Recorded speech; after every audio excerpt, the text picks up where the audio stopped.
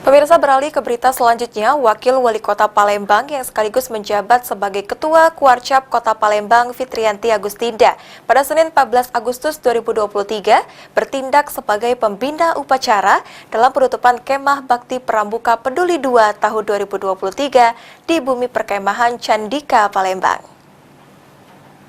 Kemahan Bakti Satya Pramuka Peduli ini ada gerakan pramuka. Wakil Wali Kota Palembang yang sekaligus menjabat sebagai Ketua Kuarcap Kota Palembang, Fitriyanti Agustinda, pada Senin 14 Agustus 2023 bertindak sebagai pembina upacara dalam penutupan Kemah Bakti Pramuka Peduli 2 tahun 2023 menyambut HUT Pramuka kedua 62 tahun yang sudah dilaksanakan sejak tanggal 12 Agustus 2023 di Bumi Perkemahan Candika, Palembang.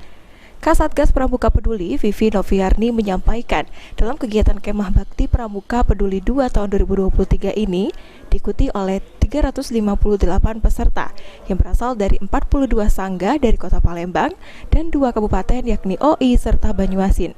Selain kemah, beragam kegiatan lain juga dilaksanakan dalam kesempatan ini, seperti bakti sosial, bakti lingkungan, penyampaian materi, lomba hastakarya, praktik water rescue, biak, donor darah, dan lainnya.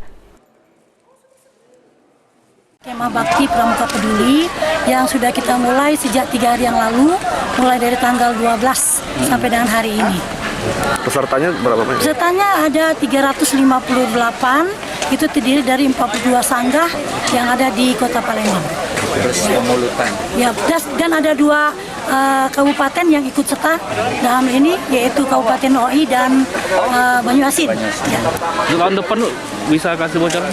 Ya, tahun depan insya Allah akan segera kita laksanakan dalam rangkaian Hari Ulang Tahun Pramuka juga.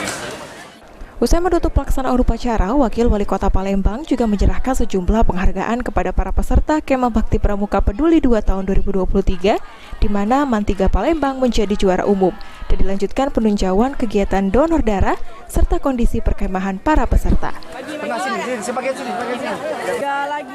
Sandi Pratama, PAL TV. 1, 2, 3, oke.